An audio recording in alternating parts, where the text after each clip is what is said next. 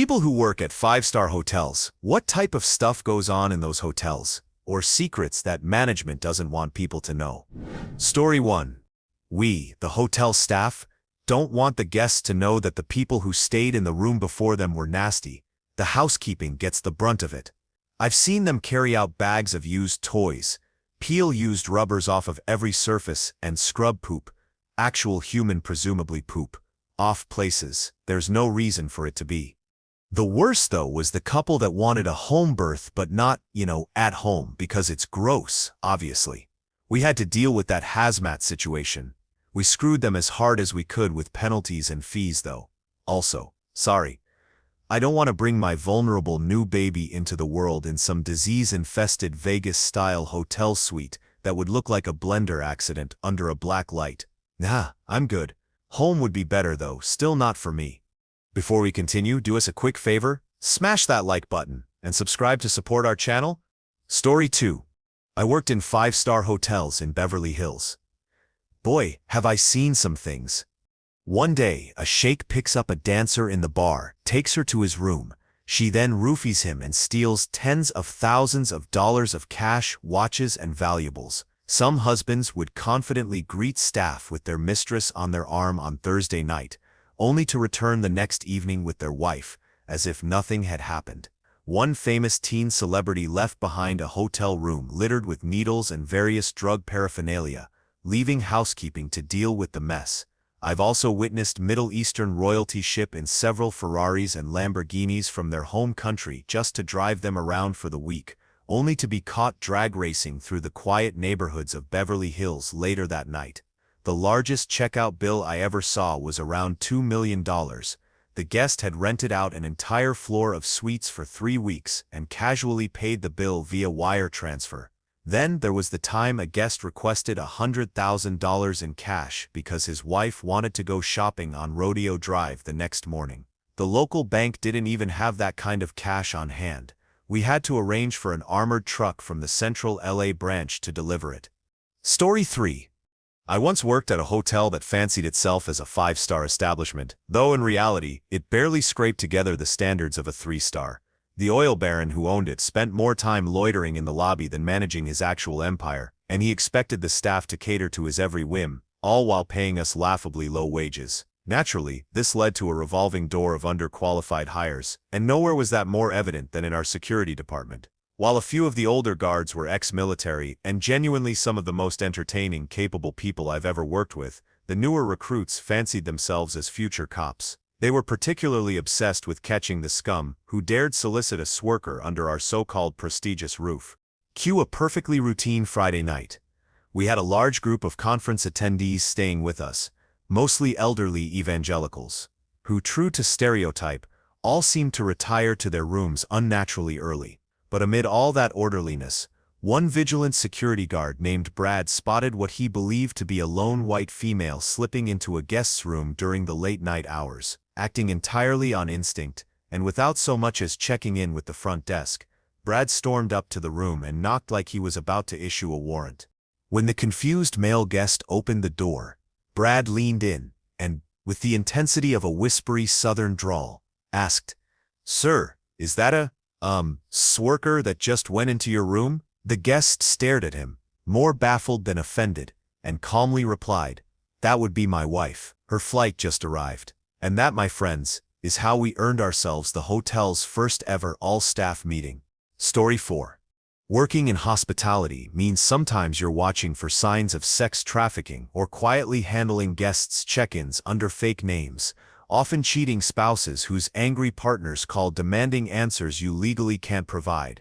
Jacuzzi and pool deaths aren't uncommon, usually involving alcohol. Female staff, especially housekeepers and room service, frequently deal with guests who expose themselves or behave inappropriately. Some guests even hand over their room keys without hesitation, as if it's no big deal. On top of that, you're often forced to work with shady organizations renting banquet spaces because income is income, even when it comes with a headache. One cool thing is that you can buy pillows, mattresses, etc. from many hotel brands if you really enjoyed your sleep at the hotel. Also, you can use an alias at a hotel. You check in with all your correct legal information, so the hotel has all your information. Then you let them know you'd like to use an alias during your stay, and if you'd like to block external calls, so if a civilian calls looking for you, the desk says you're not there per instructions. If there is an issue of medical/legal/law enforcement, then the desk will provide the correct legal info per local laws. This is something also used by people hiding from abusers too. It's not always someone being crappy. One day, during my shift at the hotel, this man came in with two young women and never let them speak. They'd come back somewhat bruised. Then he started coming in with other men and the girls, everything paid in cash. My manager said, "It happens. Leave it." A woman told me the next morning that she thinks she was SA'd by the same men. She woke up unclothed in her room, beaten up, and with pain in her genitals. After having drinks with them, management again said, "Leave it. She's crazy and was drunk." So I called the police and corporate, and left that day. The detective called me a couple of days later for a report, and to come in and ID the man, as well as some customers of the man. Turns out the girls were underage, and not from here, is all I was told. The manager was investigated as a participant and fired. Story 5. I delivered newspapers to the hotels, and the adult service thing was something the desk saw a lot. The best one was when the gentleman got robbed by two young ladies and immediately demanded that the front desk call the cops. When the desk asked if he wanted to call the cops and tell them he hired two dancers, which was illegal, he suddenly just grunted and marched up to his room. I worked night audit for a while and had one dude call a dancer, enjoy her services, and then refuse to pay her. She came to me, said she'd been SA'd, so I called the cops. The dude gets rousted from bed at 3 a.m. to talk to the cops in the lobby. The whole time she's yelling, "If you need a DN, a sample, I've got some in my mouth." The cops are trying to explain to the guy that his options are paying her or going to jail for SA and solicitation. And I'm trying to use my best customer service skills to keep everyone quiet and gently hint to the dude where the ATM is. The best part was, this was night one of a week-long stay, so I got to see him every day after that. Story 6. I have worked at two kinds of hotels. Hotels that are rated by Forbes and randomly inspected frequently, and there is a very specific checklist of things the hotel restaurants must do offer to keep their rating. We always had to be suspicious of any single diners because they could possibly be inspectors, so you could be a regular Joe Schmo, but if you are dining alone, you are going to get the 5-star treatment. Once we had a particular woman staying at the hotel, and somehow management figured out and confirmed she was an inspector. They literally took security cam stills and printed them out to give to all employees so we would know who she was. I still remember her name was Katrina. Something else interesting is that one of the 5-star restaurants in a 5-star hotel I worked at would frequently be closed for private events.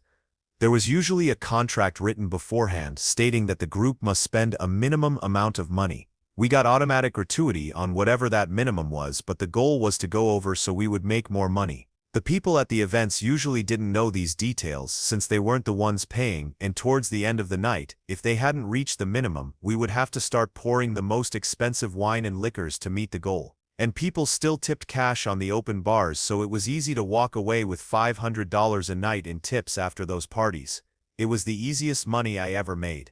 Story 7.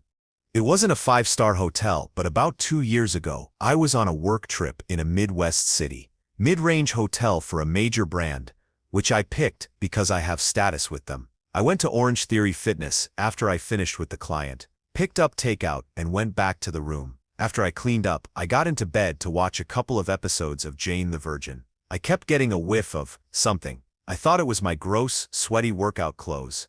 I went to bed, and about 10 minutes in, I realized I was damp. You know how sometimes you wake up sweaty? But not 10 minutes after turning in. I then realized that the previous guest had peed in the bed. I went down to the front desk, and they were horrified and got me in a new room super fast. They were so apologetic. Housekeeping should have caught it, but honestly, if they were using gloves and the smell wasn't strong, I can see how they missed it. Story 8. I spent a year working at a hotel that had a strict privacy policy, so strict in fact that it was drilled into us from day one. It's not our business. That mindset guided just about everything, especially when it came to affairs. I started in the travel planning department for a five-star hotel chain in Melbourne, Australia, a couple of decades ago. My desk was positioned right next to reception, close enough that I looked like part of the front desk team, even though my role was separate. From that vantage point, I saw more than I ever expected. It was common to see couples check in together, only for the cheating partner to return the next day with their spouse, sometimes even with the kids, and check into a different room. On holidays, it wasn't unheard of for both the spouse and the affair partner to be staying at the same hotel simultaneously. We were told to ignore it, but you couldn't help noticing the patterns. Some guests used our day stay program for quick hookups. Often it was with the same person, but sometimes it was someone new altogether, which led me to the quiet satisfaction of realizing that even the cheaters were getting cheated on. Still, one story stands out and will forever haunt me. There was this married couple, both wore wedding rings, so I assumed they were husband and wife who were regular weekend guests. They were friendly, even chatty, which was rare for someone in my position back then. I'd booked them romantic day trips, dinner cruises, and couple-themed packages under his name, since he always paid with his card. A few months later, that same man checked in again, but this time with a different woman. I didn't say anything. Again, not our business. But then came the gut punch. The new woman, the one I realized was actually his wife, snuck down to book a surprise romantic cruise to thank her husband for standing by her through her cancer treatment. She told me, with glowing gratitude, that this trip was her gift to him for being so supportive during her chemotherapy. The worst part is just 2 weeks earlier, I had booked that same exact cruise for the husband and his affair partner.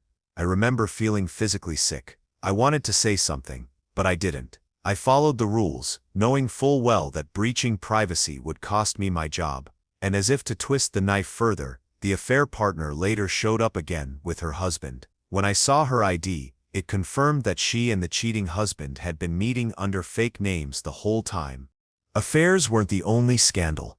Drugs were another hidden layer of hotel life. One semi-famous couple hosted their wedding reception at our hotel, and the entire bridal party was high. The best man passed out in the bathroom, soiled himself, and still had a straw up his nose. Meanwhile, the maid of honor wet herself while sitting at the head table. It was chaos wrapped in luxury. I only saw what happened near the front desk, but the cleaning staff had front row seats to the real horrors.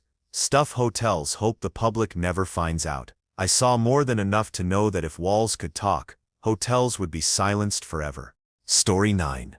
I worked for 2 years as a night receptionist at a luxury hotel in a major German city while studying think Michelin-starred restaurant, high-end clientele, and a whole lot of chaos behind the scenes.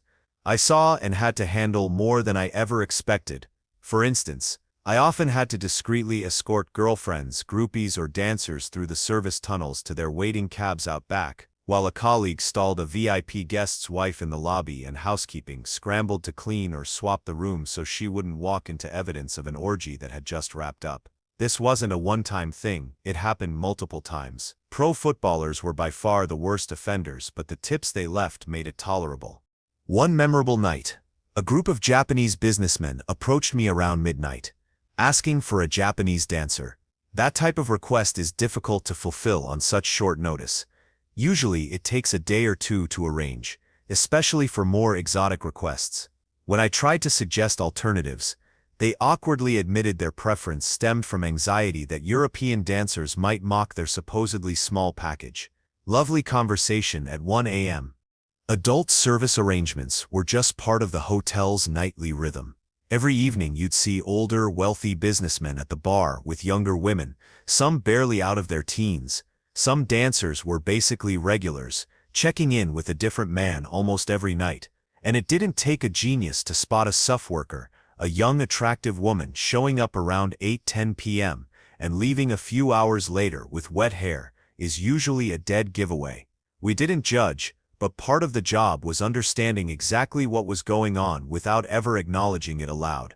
On average, I'd estimate that anywhere from 15–30% of the rooms on any given night were being used for such purposes. One of the more surreal events was a wedding between two wealthy but hostile Arab clans, families with a century-old blood feud. Their children had fallen in love, so naturally, The families attempted to bury the hatchet through a lavish wedding. The hotel owner found it romantic, calling it like Romeo and Juliet. Meanwhile, I had to deal with a furious grandfather who pulled out an antique family sword to avenge a long-dead relative. I ended up calling the police out of sheer panic, but the families bribed their way out of trouble, and management swept it all under the rug. Then there was the night I discovered a group of men in the closed bar during my late-night rounds. They had broken into the fridge and were drinking bottles of champagne, the cheapest of which cost around €150. When I confronted them, it became clear they were mobsters. Huge, intimidating guys, one of whom had his shirt open, revealing prison tattoos with Orthodox churches. I decided not to escalate, tracked down their room number, counted the empty bottles the next morning, and quietly billed around €20,000 to €30,000 to their credit card. The last straw came when a junkie attempted to rob the cash register, threatening me with a needle for the daily €50,000 revenue. I managed to keep calm, led him into one of the back offices, and locked him inside until the police arrived, all without a single guest noticing. I was proud of how smoothly I handled it, but despite the danger and the finesse I showed, I didn't even get a raise. That was when I knew it was time to leave. Story 10. A place I worked at roughly 20 years ago had that popcorn texture turd on the roof. We were nationally recognized as a 5-star hotel, but that always felt like a stretch. I remember some guy killed himself with a shotgun under his chin in one of our bigger suites and painted the popcorn. A couple of people from housekeeping straight up quit rather than deal with it when management tried to bully them into cleaning blood and brain matter off a popcorn ceiling. One guy from maintenance said he'd do it, but he wanted a promotion and a 5-year contract with a payout in the event of early dismissal. There was an argument about it, and it was like 3 days of calling around, getting quotes, and arguing with lawyers about whether they could give him that contract before they gave in. The smell was getting complaints from the entire floor.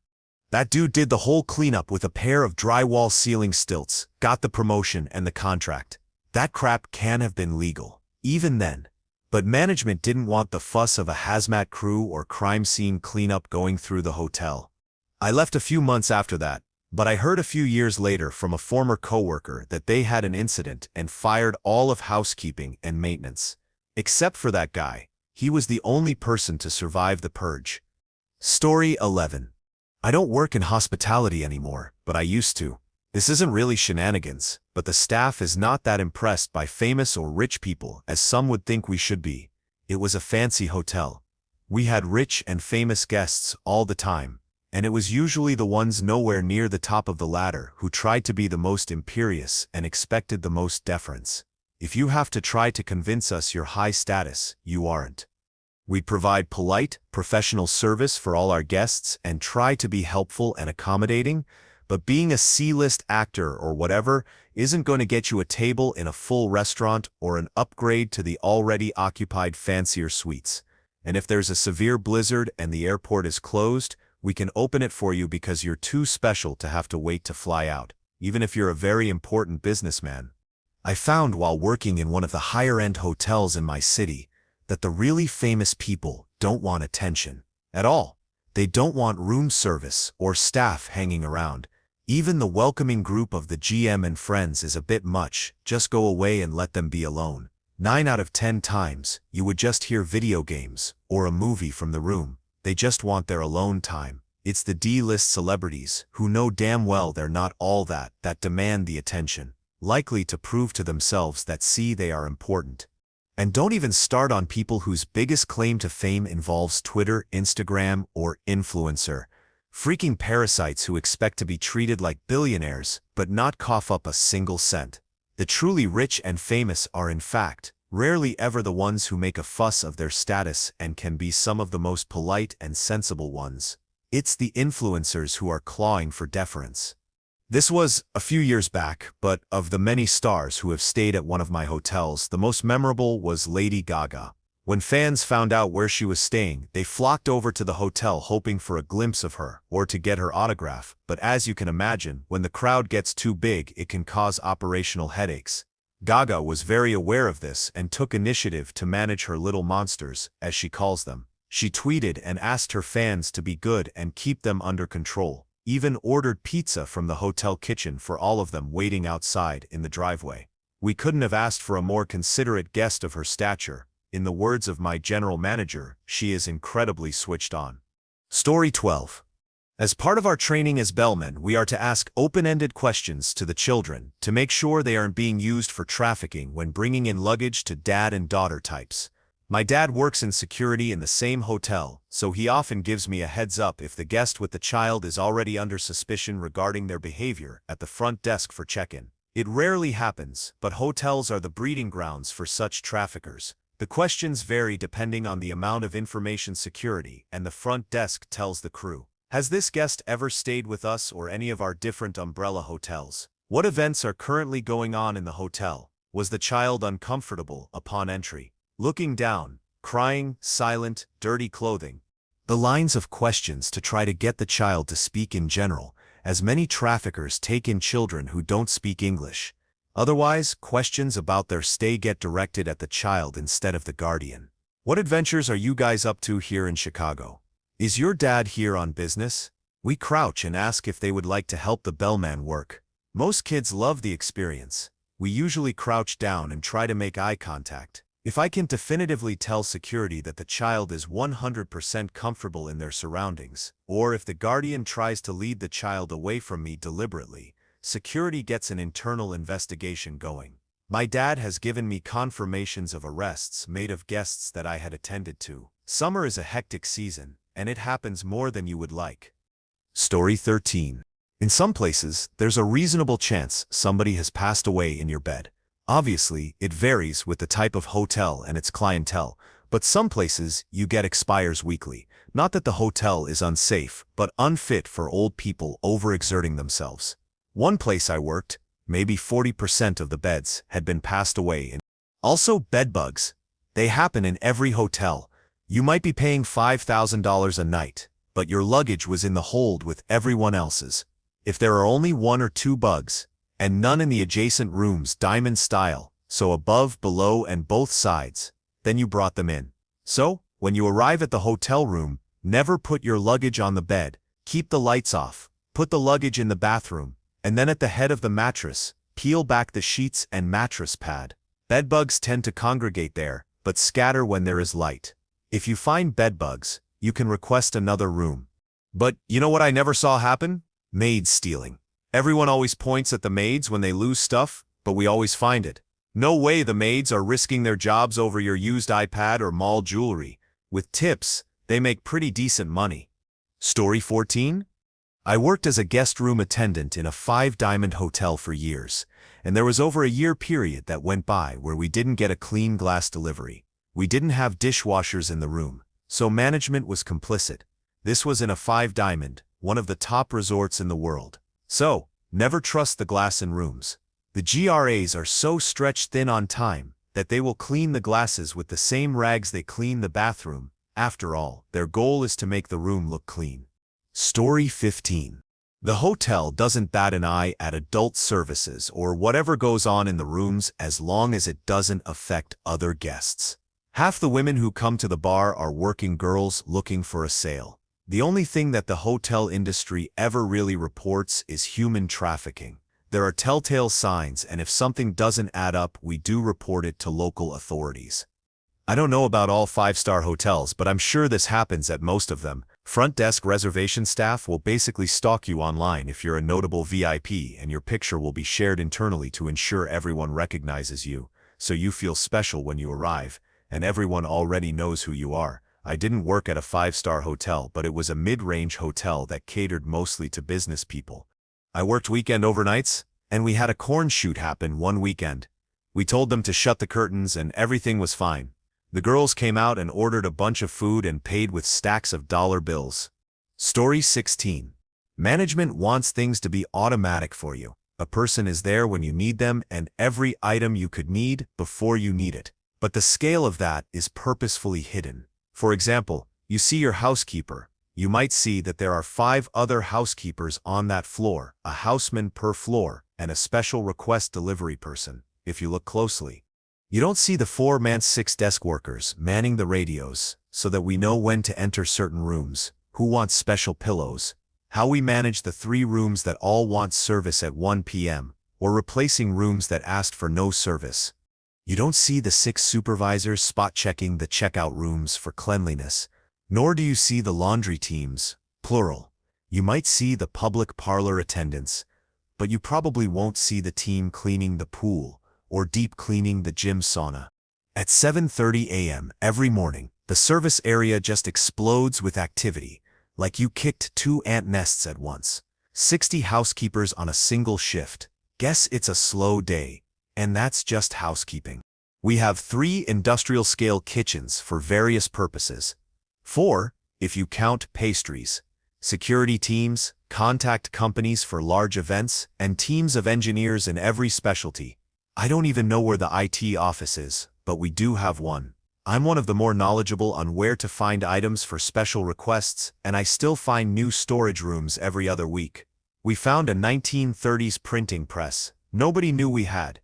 It's wild how many moving parts there are. Flipping 500 rooms in a day, while setting up for $2 million weddings simultaneously. Fulfilling 100 room service orders while catering those weddings, while running our restaurant. Fixing a leaky shower head in the pool, while ensuring a guest had an extra couch in their room for the kid who just loves couch beds. All of this together is called an average Tuesday in summer. Story 17. I worked at a Ritz-Carlton a few years back. It's literally the same as anywhere else.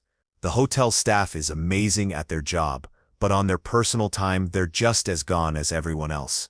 The kitchen staff had a few folks with drug issues and had to be sent home a couple of times because of it. In my time there, I saw 2 waiters get fired due to embezzlement. The turnover rate for management was very high because they didn't pay enough for the area. The staff parties were wild, to say the least. We weren't allowed to greet celebrities by name since they wanted to be anonymous, so we would use their alias that day. Some were greeted by dancers who were always super nice to everyone. A regular would rent out a room for a day, once a month, and make around $30,000 to $40,000 that day from clients. Celebrities, business guys, you name it. Crazy. Story 18. Never ever, and I repeat never, use a chocolate fountain from a hotel or banquet hall. Picture this, it's an expensive Sunday brunch. Well, little Timmy just double-fisted strawberries directly into that chocolate, bit into both strawberries, then triple-dipped them into the chocolate again. And some old rich lady just sneezed on it, and somebody else just dropped their snack into it. The best part, that chocolate gets strained and saved for the next week's brunch. Chocolate is way too expensive to throw away. Chocolate also does this thing where it'll seize if it has the wrong moisture content from people dipping fruit and the juices going into the chocolate. So it'll get so thick, it won't run through the machine. And do you want to know how they fix that? They add canola oil until it's smooth again. So, yeah, next time you're at a wedding and they have a chocolate fountain, think of this. Think of this when you dip into that dirty, watered down with oil chocolate. Story 19. A friend of mine works for a small, luxurious hotel in London. He told me the concierge system there is absolutely absurd. Money buys everything. Anything the clients want, clients get. They are told never to say no. Worst case, they say, "I don't think this is really appropriate." Obviously, drugs and dancers are a classic. He showed me 20 phone numbers of dealers in his phone to be able to get whatever stuff to the customers, and for harder tasks, he goes through professional concierges who charge a lot. If you want a new Prada dress at 2 a.m. for the party you are about to attend, let's wake a few people up, charge triple the price, and split the benefit between the people involved. Have a good night, madam. If you want tickets for the Wimbledon final that takes place tomorrow, and you have £20,000 in your pocket, enjoy the game, sir. But in some cases, they can't satisfy the customer. So when a couple of clients came back drunk, asking him to sleep with the wife while the husband was watching and filming, he felt like it was a good time to say, "I don't think this is really appropriate." Story 20. I worked in a major Vegas hotel as the senior hotel manager. I've seen it all. Every hotel has bedbugs at some point.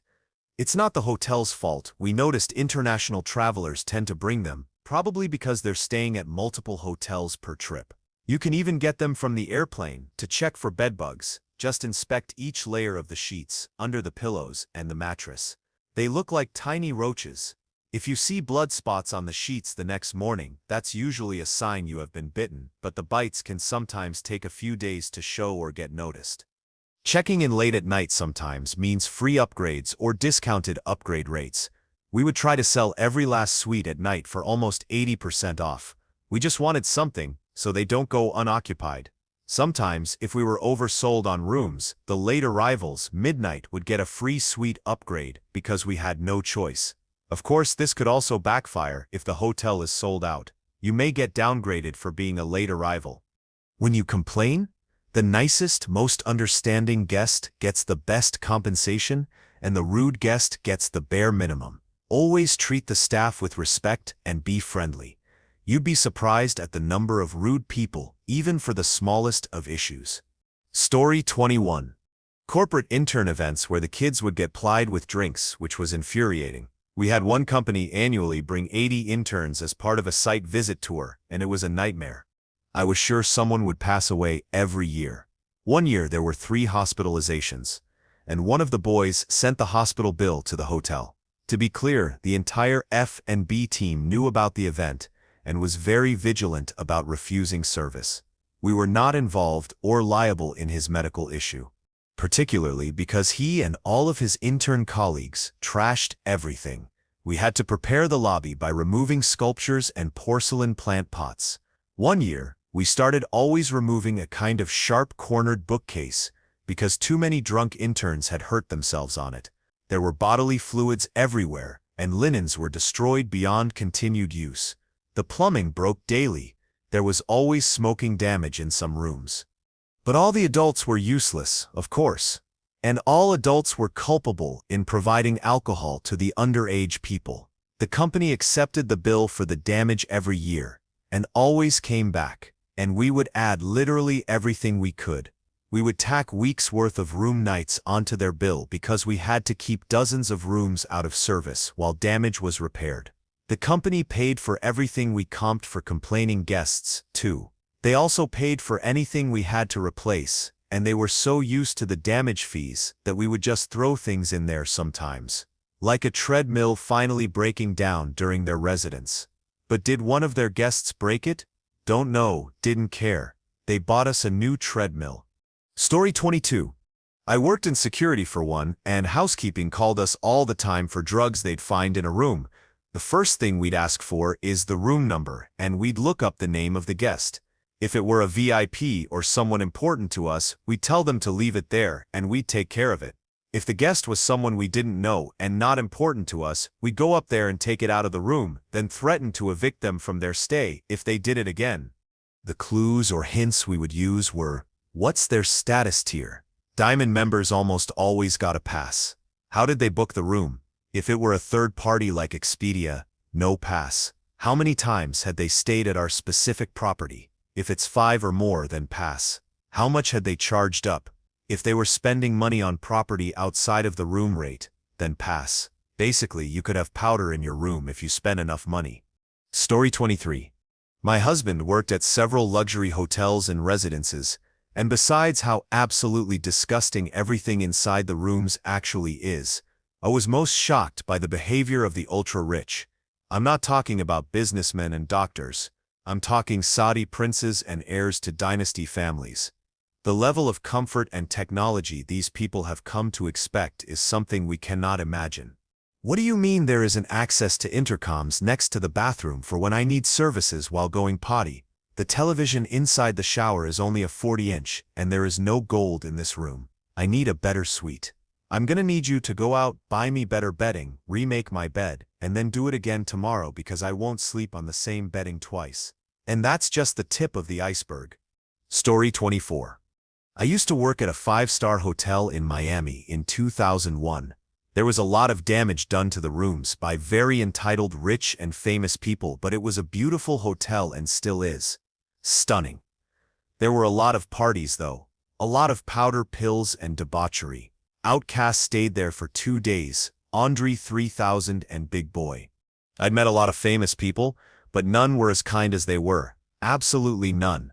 As a young woman at the time, I dealt with a lot of inappropriate things in that hotel, which included famous men and women propositioning me.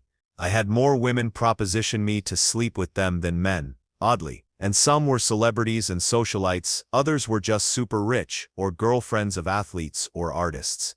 On the first night, Outcast was there with a team. He rented 8 deluxe rooms for their team and whoever else.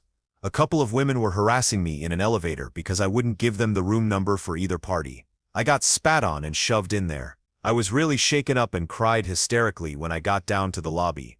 Lo and behold, Andre was down there talking to some fans very nicely. He had just come back in from exploring the city around 2 a.m.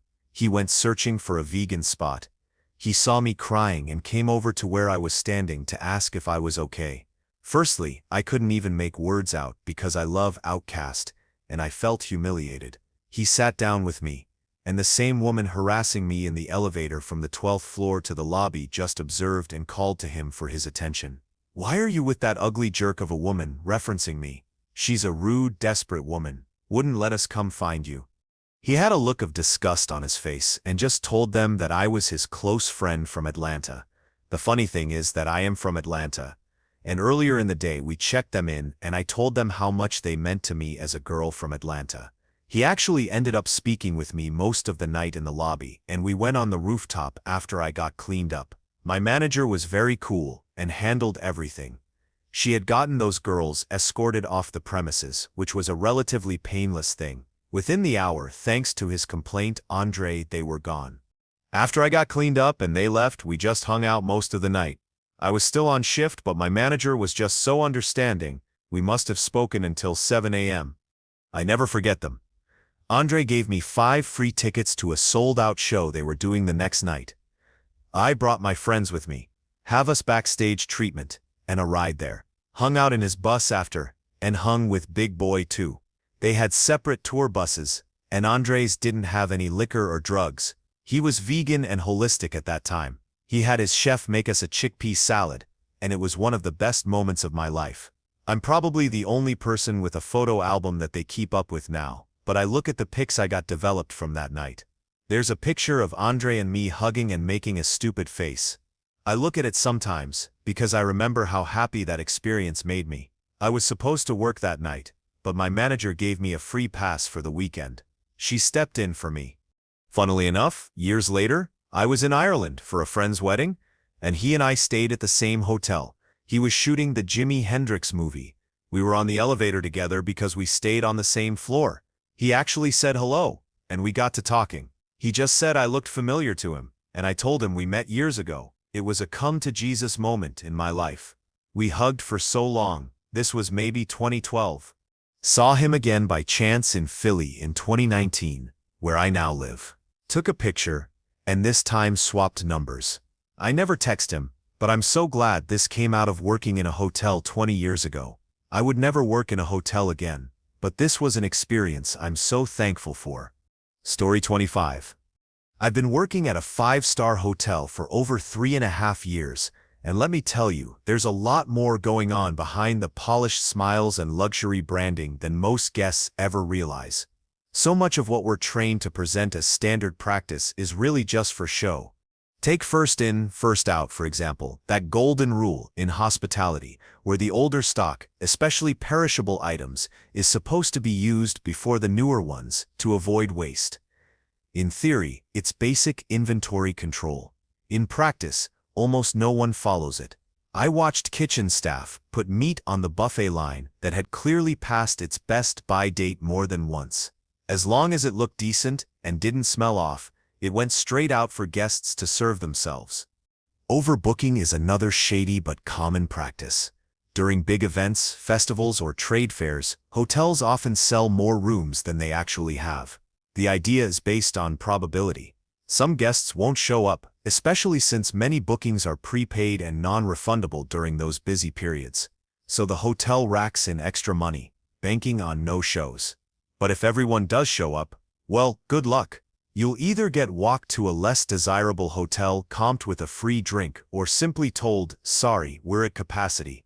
There's also a whole layer of secret signaling that goes on behind the scenes, especially when things get unsafe.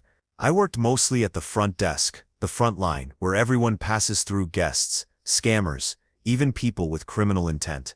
If someone threatened the staff or called in a bomb threat, we had silent ways to communicate.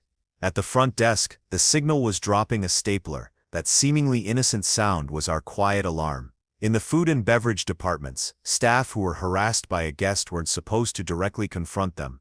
It was considered rude and unprofessional. Instead, they'd drop something loudly, like a glass, and follow it up with exaggerated apologies to draw attention from coworkers and other guests. The idea was to diffuse the situation by pulling the focus away from the harasser rather than addressing them head-on. It's ironic how much of what's marketed as elegance and order is actually held together by guesswork, shortcuts, and secret codes. Story 26. I worked at a 4-star golf country club. The management of the floor staff was awesome, nothing to complain about there. The problem started at higher management. Our club had both a head chef and an executive chef. This would mean the executive chef wouldn't be in the kitchen as often and could work in the upstairs function kitchen if the need arises, whether it be weddings, corporate dinners, or whatnot. The head chef was the sweetest guy on the planet. The executive chef was on the other end of the scale, completely. If he saw you not working, say a quick 30 seconds to get water or talk to another server about the waiting tables, he would slide hot baking trays under the benches and hit us in the ankles. If a service went poorly, usually due to understaffing, he would pull all waitstaff and chefs together into the kitchen and kick and scream in an all-out rage against us when most of the problems had occurred by either his doing or the rostering staff. He had also fabricated a story saying that the manager that I responded to came onto him with lustful overtone, saying she wanted to engage in an affair with him, even though security cameras showed him screaming at her due to the waitstaff's supposed incompetence. After all this came to light, he was promptly asked to leave, and is now struggling to find work even among local pizza parlors, since everyone now knows how much of a delight his character is. Story 27. I'm a concierge, the guy with the little golden keys on his lapels in a luxury hotel in a major European capital. We know everything that happens, and while the days of rock stars throwing TVs out the windows are over, there is a lot of depravity. The most depraved individuals are often the CEOs with no time for anything, so their activities range from powder benders to dancers. Then the next morning, they get their wake-up calls to go to their meetings. I've witnessed a really irascible regular guest have a little mix-up with his nightly visitor. They somehow kept missing each other in the lobby, and then he finally saw her leaving the hotel and went after her desperately. I've seen 2 different guests argue about the highest bid for a dancer in the bar in front of everybody. Trafficking is huge in the luxury hotels, and I almost called the police on a Saudi prince because his guests were extremely suspect, as in they looked underage. I was told by management that unless I had 100% proof, I couldn't do anything because we would be absolutely screwed by such an accusation. We don't bat an eye as long as it isn't illegal, but sometimes it really pushes the boundaries. A lot of really messed up people book hotels because they're lonely and also contemplate taking their own lives, and some even go through with it. Guests like that get flagged, and we keep an eye on them. We had a case of a guy who nobody suspected was about to off himself, and he eventually came and thanked us for being so friendly to him. It made him rethink his decision. That was a rough weekend. We have fortunately only had like 4 MITES 5 expirations in the last 13 years.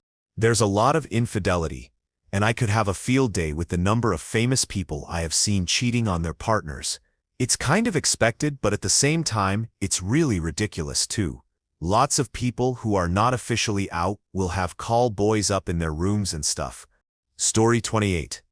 Rich people are nasty as hell. I worked in a 5-diamond hotel for a summer as a houseman.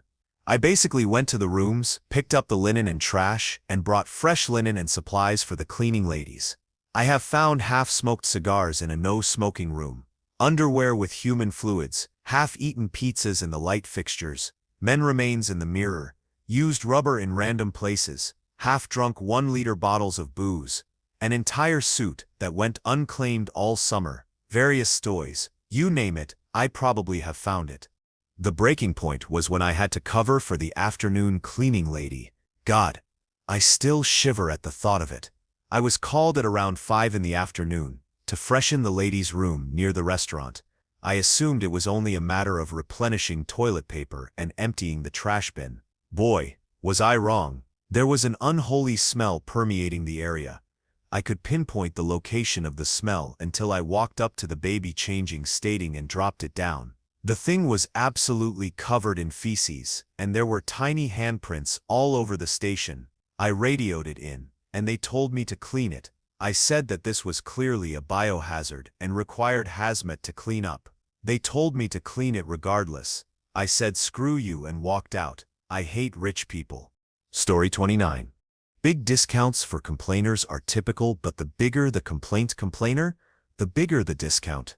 After 9 months as a low-level front desk person, I was deemed trustworthy and in the know enough to be allowed to give a 25% discount without asking a supervisor. Some of these types you could see coming at check-in, and in rare instances, entire stays were comped to eliminate the potential scene from escalating in a very public manner. And yes, maids are highly unlikely to steal anything. These types of places have very skilled loss prevention teams, and so employees are highly vetted and know they are being watched. The loss prevention guys I worked with were very good at kid-gloving baseless accusations of theft while trying to explain that they were doing everything in their power to resolve the problem. But could the guest kindly assist them by relaxing in their room and double-checking items while they interview anyone who might have been in the room? Most of the time, the items were still in the room or had been turned in, dropped, lost, forgotten at the bar to loss prevention. This isn't necessarily something management doesn't want people to know, but I worked at a resort during college, so it was enlightening to me at that age how many neglected wives there are at these places. I'm not talking about the stereotypical trophy wives who are content to run up the spa and room service bills while their husbands are in seminars or golfing. There are successful, smart, beautiful women who have busy, crappy husbands and are happy to talk to anybody about it who will listen. And the women ran the gamut: entrepreneurs, doctors, lawyers, CPAs. It was sad to hear stories about how it was nice to get away to such a beautiful place, but that they would likely not see their spouse, and that was okay. I was very naive at the time, and it was a huge surprise. Story 30. I was a valet in college at a very swanky resort. The members had a certain sticker on their car, and the owner's partners had a black sticker which I had no clue about but knew they belonged. When a guy pulled up in a very nice Benz, I said welcome back while not even knowing his name. He was so pissed that I didn't know who he was. He was a jerk to me, but I couldn't care less. Moments later, another younger guy pulled up to the valet and asked me what the guy had said to me. I hesitantly said he was mad. I had no idea who he was. The young guy looked disappointed and said, "That's my father, and he is a jerk. Don't worry about him at all." Then he gave me $20 to park his car, and was extremely nice to every employee who ever interacted with him. Story 31. I worked at one of the premier hotels at a ski resort in the country. Top 10. Met celebrities, royalty, politicians, and athletes. Hockey players are the nicest athletes by a wide margin. Royalty is great. Or more likely, awful. A-list celebrities want to be left alone or treated as just another person. Politicians are bigger jerks when they're with their families. I saw lots of drugs, underage drinking, dancers, the usual. I was somehow most amazed by how nice the staffs were to guests when management continually made our lives harder and crappier. We just let it roll off our backs and keep smiling until we just quit. We were paid so little and respected so little by management that if you weren't thick-skinned, then you quit by week's end.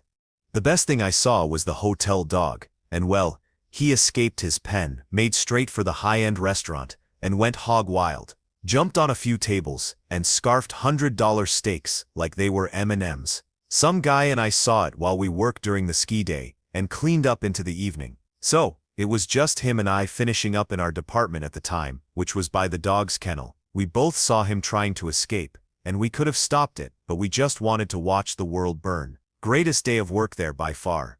Story 32. We legit had someone once break into the archive room and steal everyone's credit card details. Nobody noticed until like a month later. It was screwed up. I've had to deal with people throwing furniture off balconies and onto other guests' cars. Sadly, a lot of DV incidents, hospitalizations, people taking their own lives, and undercover cops looking at CCTV for high-end criminals. And don't even get me started on how clean those rooms are. Your $1,000 per night does not reflect those standards. They still wash them teacups in the bathroom sink or the bathtub. Lastly, I'm an Australian and was working in the US for a while in this fancy 5-star resort. A frontline position working holiday, and what management really didn't want you to know is how little they paid us. At home I could survive on our Australian minimum wage, but I had no chance in the US of surviving on theirs, and we weren't allowed to accept tips at this particular company, so it was hard. There's a reason for high turnover in hospitality, I guess. Story 33.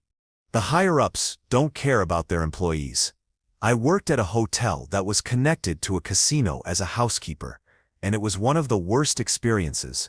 During turndowns, one of the other housekeepers put the shams on a chair, and I'm guessing forgot to put them back since you have limited time per room.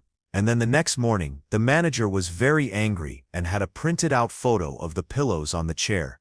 I remember it was like my third day. There was still stuff I needed to learn, and I let my boss know that. She basically told me, "Oh well, deal with it." I was criticized for literally everything on my first day alone. I was still learning. If your mental health is screwed up as it is, don't work at a hotel. I promise it's not worth it. Story 34. We went on lockdown once because a man walked into the lobby with a shotgun. There were also 2 loud bangs in the motorcade around the same time. We were sealed up tight for about 45 minutes. We had people escape into our area in hysterics before the doors to the lobby were locked. But I never saw the person with the gun. One woman in particular was hyperventilating because he pointed the gun straight at her before walking away. Anyhow, we were told that we'd be fired if we talked to the media. By the time I finished counting my drawer, the news was saying that an attempted bank robbery had spilled over into our motorcade before they drove away. By the time I got home, that story was gone from everywhere but a single news outlet that issued a correction stating that a car had backfired in the motorcade. We weren't allowed to discuss it. It was kept as quiet as in-house celebrity gossip. Story 35. There was a natural disaster that required staff to stay on site with a floor to themselves. Bathtubs were filled with ice and booze, and managers were found wandering back halls in their undies. A Michelin chef and F&B manager were caught on camera cheating on their partners in a stairwell. Leaders in town for global governmental meetings, eating chicken in the lobby and throwing the bones on the floor. My friend was the GM of one of the most famous high-end hotels in America and shared a story about a resident of their penthouses having a mental breakdown, destroying everything, ripping the sink off the wall, and sprinting down the hallway unclothed and getting tackled by security. His neighbors include CEOs of Fortune 50s. The reason the prices are so high isn't the rent. We own the building. Bought it from a failed casino owner, turned political leader for pennies. The prices were influenced first by extremely high payroll, then quality, and then profit. Also, people pass away in hotels all the time. Age, stress, whatever. It's not uncommon to get calls from concerned spouses. Do a wellness check, and oof, they're rolled out the back during quiet hours. There's also a decent amount of theft internally, but the workers all protect and cover for each other and turn on managers who catch them. These major established properties, the staff is pretty akin to the mafia. They make things happen. I didn't see a lot of drug stuff at our cause. A lot of the F&B staff were past their 20s. Story 36.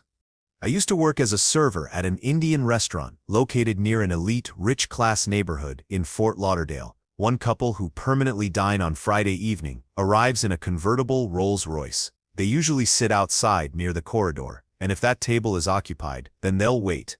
And they were one of the most generous and heartwarming people I've ever talked to. According to my manager, he has been his customer for 2 years, and they would talk to my manager for several minutes about their life, family, how hard the job is, and all. One guy who was a Canadian used to spend his winters in Fort Lauderdale, Florida. He was a billionaire and had every model of Jaguar with him. He used to wear shorts and a simple plain shirt, and would dine and drink and leave in peace. Most people who look for special service or attention are, most of the time, new rich or fake rich. They always want someone to be attending to them and open doors and pull a chair. Story 37. I worked at a 4-star resort back then. We had a vacant room broken into at night and used as a temporary heroin den. They used knives to hang blankets over the windows, and vandalized the room with satanic crap. Left a bunch of used needles and rubbers in the room. We found a room key in there for another room, and scanned it to figure out who it belonged to.